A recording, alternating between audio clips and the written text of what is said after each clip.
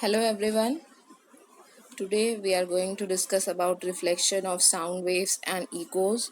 This is a very important lecture because this is the part what you have to cover for your board examination. In the previous lecture what we have discussed was the introduction of the sound waves. All that thing you have already studied in class 9, so we are done all the revision, because if we are going to study about reflection of sound waves, so it is important for you to know that what is sound wave. Okay, so all that we have seen in the previous lecture. Now this lecture will study about reflection of sound waves and echoes, a very important topic. And from this part definitely a 3 or 4 mark question will be asked in your board examination related to the reflection of sound wave and echo, and including a numerical which will be based on echo. So that is why this lecture is very important, and concentrate on this lecture till the end. So, just like reflection of light, you all know that the return back of the light on striking on any surface in the same medium is known as reflection of light. So, light travels and strike on any surface and return back in the same medium, so that process is the reflection. Similarly, sound wave also on striking on any surface reflect back in the same medium, and this phenomena is your reflection of sound waves. But the difference is that when we consider about the light wave, so for that it will consider that the reflection taking place on the surface must be a smooth surface, a polished surface, so that the reflection will be a strong reflection. But in this case of sound wave, when we consider the reflection, so it's not bounded to the surface must be a polished surface or a smooth surface. Sound wave can reflect back from any surface. It can be smooth surface, it can be a rough surface, it can be a polished surface, it can be an unpolished surface. Any surface, any kind of surface, sound wave can reflect back. Okay, so how we define the reflection of sound wave? So the return of a sound wave on striking a surface such as wall, metal sheet, plywood, etc. back in the same medium is called the reflection of sound wave. Clear? Now, all that I told you, that the surface can be of any type, reflection will take place. But the important requirement for reflection of sound wave is that the surface on which the sound wave will strike, its size must be bigger than the wavelength of the sound wave. This is an important requirement for the reflection of sound wave, that the size of the reflecting surface on which the sound wave will strike must be bigger than the wavelength of the sound wave. This is a very important point that you have to keep in mind, that reflection of sound wave takes place from any kind of surface, but the size of that reflecting surface must be bigger than the wavelength of the sound wave. So the sound that will be reflected back and which will come to our ear, so it will come as echo. So what we have to study about echo? So when the sound wave will go from a source and it will reflect back from any surface, so the sound that we heard will be echo. Clear? So as you can see in this figure, here is a, you can see sender oblique receiver. So sender means the from where the music means the sound will be sent. So when it will be sent, and here is the object, means you can say the obstacle. So from here the sound wave will go, as you can see the red lines, these. So these are the waves which will go strike on this object and it will return back. So all the green dotted lines represent the return back of the wave. So here you can see that red arrow represent the original wave going striking on this object, and green arrow represent the reflected wave which will come to the receiver. Clear? Now when we listen the sound which will strike from, which will means the from the sound which will go from the sender striking on the object and returning back, when it will return back and we will listen that sound, so that will come to our ear as echo. And there is a method we can find out the distance of the object from the sender, means from where the sound wave will be reflected back. So we'll discuss about that, how we can measure the distance, means at what distance the obstacle is there. So using the echo we can find out that. So we'll discuss in the further topics. So what is echo? So the sound heard after reflection from a distant obstacle, as we have seen, such as a cliff, it can be a hillside, a wall of a building, edge of a forest, etc. After the original sound has ceased is called an echo. So the important point is every sound is not an echo. What we listen, every sound is not an echo. Echo will be considered as that sound when we send a sound and that sound will be ceased, original sound has ceased, and we listen the sound after few seconds, so that sound will be considered as echo. Clear? So that is what it is defined here, that the sound after reflection from a distant obstacle, after the original sound has ceased, it will be an echo. Clear? So this is the definition of echo.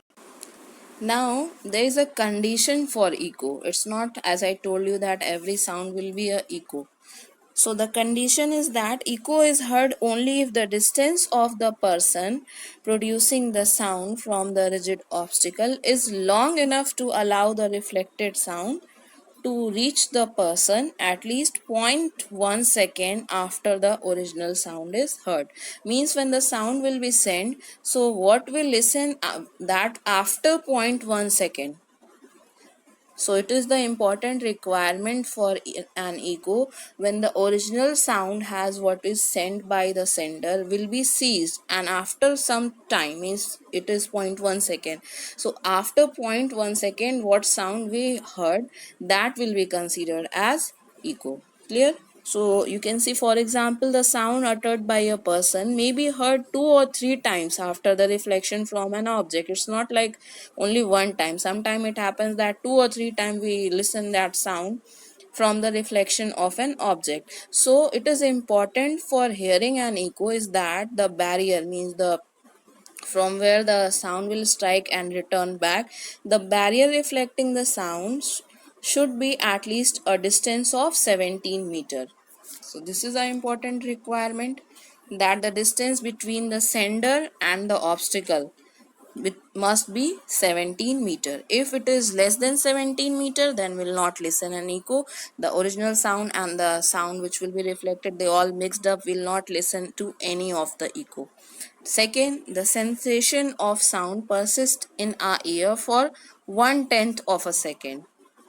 That means zero point 0.1 second. So which is the condition for hearing an echo? After 0.1 second only, when the original sound is ceased, then only will listen the echo. Clear? So to hear an echo, the sound after reflection should fall on the eardrum after 1/10 of a second. Clear? Because in our ear the sound persists only for 1/10 of a second. So that is a essential condition for listening a echo.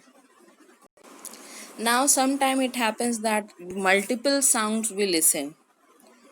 So you all have observed that if you'll go in a big hall or which is completely vacant and you just go and say something, so you will listen many sounds, not only one sound which will be reflected back from different surface, it will be reflected back, and you will listen repeated reflections. So that is called reverberation.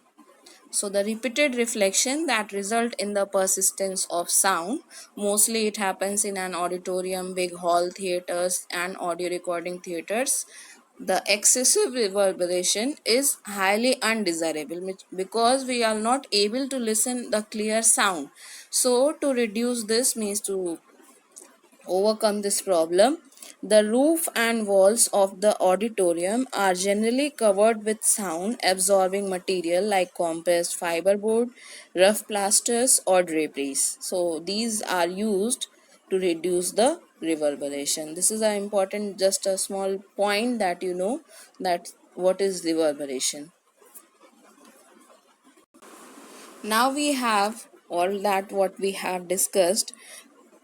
So we have the condition for hearing an echo. So there are few condition which is very important for hearing an echo. So the first point is that the minimum distance between the source of the sound or the observer and the reflector in air must be 17 meter. Means sender and the from the surface where it will be reflected back, the distance between them must be 17 meter. And how we'll get this 17 meter? So we have the formula for speed is equal to distance upon time, is it? Now the important point that you have to keep in mind, we here when we find out the distance, so here we take 2d. And why we take 2d? Because suppose here will be the sender and here is your obstacle, so sound wave will go and d is the distance, so same distance it will travel back after reflection, so that is why the total distance here will become 2d instead of d. So when we find the distance of the obstacle, we'll use the formula of speed only. Speed is equal to distance upon time. But the distance that will take it here will be 2d, not d. That only you have to keep in mind. Clear? So using this formula, speed is equal to distance upon time. So here time will become equal to, if we'll find out time, so time will become equal to 2d by s. Speed is equal to distance upon time, so time will be equal to distance upon speed, and here it is 2d by s. So d will become equal to, if we find out the distance, so d distance will become equal to speed into time divided by 2, is it?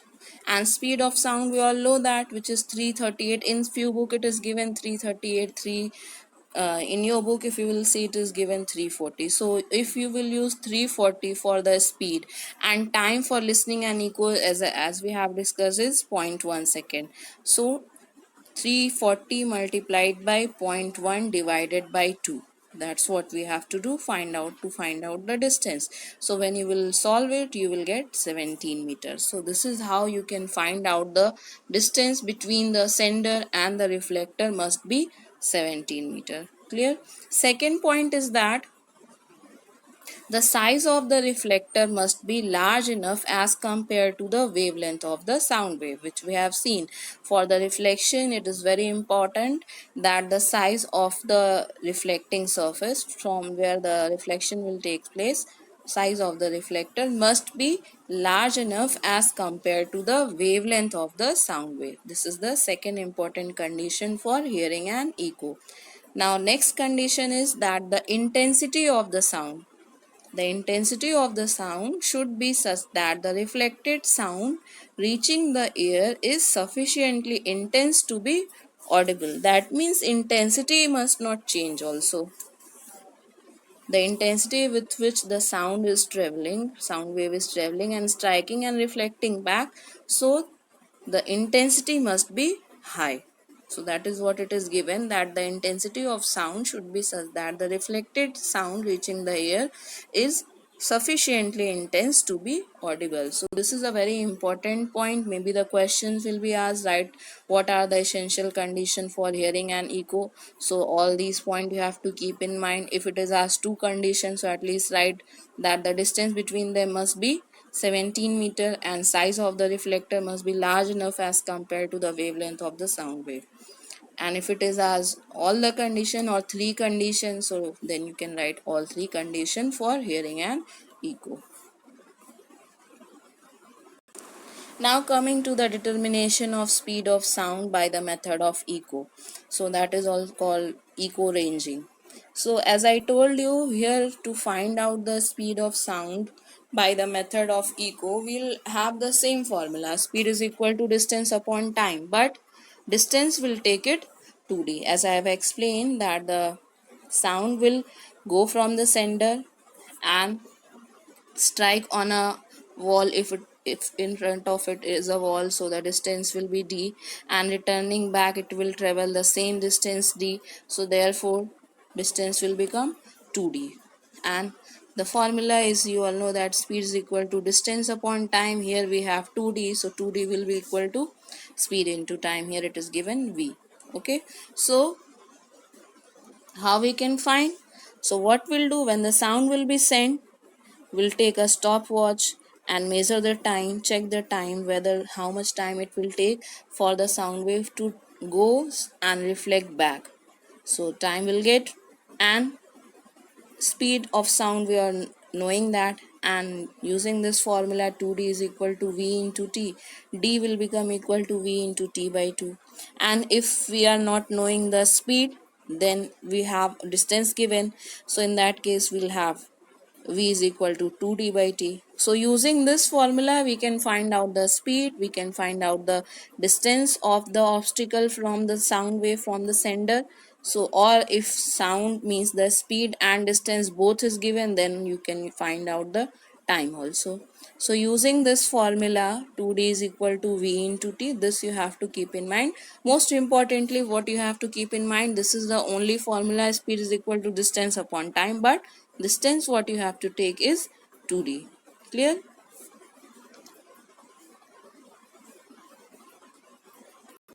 Now let's see a question so that it will be more clear to you. So the question is, let us assume that the time interval between a transmitted pulse and the reflected pulse is 3 seconds. So time is given in the question, and that the speed of sound in water is 1440 meter per second. So the distance of the object would be. So here in the question time is given and speed is given, and we have to find out the distance. So just now we have seen the formula 2d is equal to v into t. We have seen. So d will become equal to v into t by 2. So that is what it is done. D will be equal to, speed is given 1440, 1440, and time is given 3 seconds. So we have to divide it by 2. So very easily we can find out the distance. So this method is called the echo ranging, and it is used to determine the depth of the sea. Using this method we can determine the depth of the sea also, to locate underwater hills, submarines, icebergs, sunken ships, etc. So many things can be used, means this method can be used to determine many things. The distances we can measure, the obstacle we can find out, bats uses the echo, will discuss that all. So the formula, basically this is the only formula in this chapter what you have to use, and this is the kind of question which will be asked. So it is given for water, in air also you will use the same formula, and the formula is, as I told you, speed is distance upon time, only the distance here you will take will be 2d. That's all. Now coming to the uses of echoes. So the echoes have a wide application. So they find their application in sound ranging and echo depth sounding by using the ultrasonic waves. So there are few important properties of ultrasonic waves. I hope you all know that. The first property is that they can travel undeviated through a long distance. So their wavelength is so high that these waves can travel undeviated through a very long distance. Second, they can be confined to a narrow beam. So this is an important property of ultrasonic waves. And the third important property is they are not easily absorbed in a medium, because we know that sound requires a medium for its propagation. So when this ultrasonic waves is to be sent, so in that case this ultrasonic wave will not easily absorbed in any medium. So that is why in using the sound ranging and echo depth sounding, the ultrasonic waves are used. Ultrasonic waves are used by the dolphins, used by the bats also, used by the fishermen also. So these are the important property of the ultrasonic waves. Now the first use is the uses of echoes by bats, dolphins and fishermen. So as you can see in this figure, I hope this is clear to you all, that bats, dolphins and fishermen, they uses the principle of echo for locating obstacles and prey, and we have seen the audible range of the bat, dolphins. So in this case, they all produce and send ultrasonic waves in all direction, and when these waves are reflected back from the obstacle and the prey, they hear the echo. So as you can see in this figure, the bat is here and here is the prey, which is a butterfly. So in this case, The bat will send the ultrasonic wave. It will strike on this butterfly, and from here the sound, this wave, ultrasonic wave, will be reflected back. So this distance, the distance between the bat and the butterfly, the bat can easily find out the distance, that at how much distance the prey is there, that is her prey is there, finding out this distance. So the time means the distance traveled by the wave and returned back, which is, you have the 2D distance, we know that.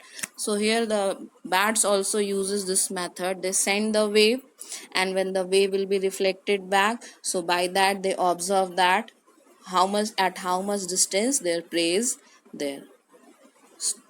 So this is how the bats or the dolphins or the fisherman find out the distance of the obstacle. Next we have the uses of echoes by sonar. So sonar is, you all know that, sound navigation and ranging. For SO is from sound navigation, N, and for A and ranging R. So sonar, sound navigation and ranging. Important for you to know the full form also. Then we have radar also. So what is radar? Radar is your radio detection and ranging. For from radio it is RA, and for detection it is D, and it is A, and then ranging. So radar. So radar and sonar, very important. So in case of sonar, it consists of a transmitter, detector, and a display. So as you can see in this figure, from the transmitter wave will be sent, and then it will be reflected back and detected by the detector. Clear? So, and they know the time. So by that they can find out the distance of the obstacle, if there is an iceberg present, or if there is a, means, depth of the sea, if it is to find out. So by sending the wave by the transmitter and then detecting the reflected wave, very easily they can find out the distance by noting down the time. Is it? So that is what it is given. A sonar consists of a transmitter, detector, and display. The transmitter transmit the pulse of ultrasonic waves, and these waves travels through water. As you can see here, the transmitter and the detector, they are kept very close to each other. In the figure you can see they are kept at some distance, but actually they are, when they will be kept very close to each other, so that the sound will go and return back, and it can be detected easily. Okay, so these waves travel through water after striking the underwater object, whatever it is present, such as the seabed or a shoal of a fish, get reflected and are received by the detector. Now the detector convert the ultrasonic waves into electrical signal. So what is the work of the detector? So the detector will detect this ultrasonic wave and then convert it into a sound signal, means electrical signal, which are appropriately interpreted, means it will send the signal and all the persons will know that there is something inside the sea. So that is how this sound navigation and ranging, in how they will find out the obstacle within the sea. Also it can be used to find out the depth of the sea, which is your echo depth sounding, which is known as. So also we have in radar also. So in case of radar, you all know that radar mostly used in the armies. So air force also they uses the radar, and it detects the, in this case, in case of radar, so in case of sonar it is ultrasonic waves are sent. In case of radar, electromagnetic waves are sent, and they are sent in a space, and then which also from the reflection of the object, means if there is an obstacle in its path, so it will return back, and they will note after the returning back of that the wave which will be reflected back, they know that there is an obstacle present and at how much distance the obstacle is present. So here there are wide application of eco. So that is why I told you that this topic is very important, also very interesting, because this is what we see in our day to day life. We all know about these things, that how they will use this method of eco. Now ecos have a wide application in medical field also. So ultrasonic waves can be used to visualize the inner organs of the human body. You all are very familiar with the ultrasonography, is it? So in this, pulses of ultrasonic waves are passed to the parts of the body which get reflected back by the organs. So when several pulses are sent and received, it is possible to build a picture of the object reflecting the wave pulse, and which is called as ultrasonography, which you all very familiar, that people used to do the ultrasonography. So mostly the ultrasonography, when we listen, so pregnant ladies, they have the this ultrasonic scan. So how it is done? So it is used to visualize different organs, especially the human fetus inside the uterus before the baby is born. They all must go through this ultrasonography.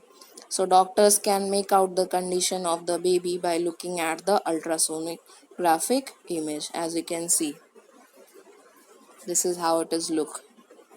So, a picture of a medical professional carrying out an ultrasonic scan and an image of the baby in the uterus, as you can see.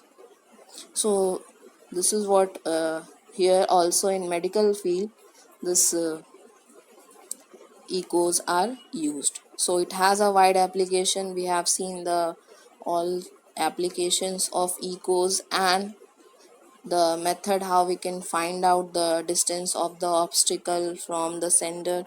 So these are the topics which you have to cover, and in the next lecture we'll discuss few numerical based on eco. The formula is very simple, which is speed is equal to distance upon time. Only we have to take 2d in few questions. If for producing echo, like few questions, time is not given, so we know that the condition for listening and echo will be 0.1 second. So there we'll use 0.1 second. That will discuss when we'll discuss the numerical of this part.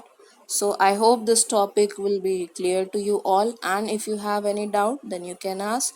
Also go through your book, go through this lecture, then clear your doubt. You can send your query to me, I will clear it, and after that we'll discuss the numerical of this chapter. Thank you.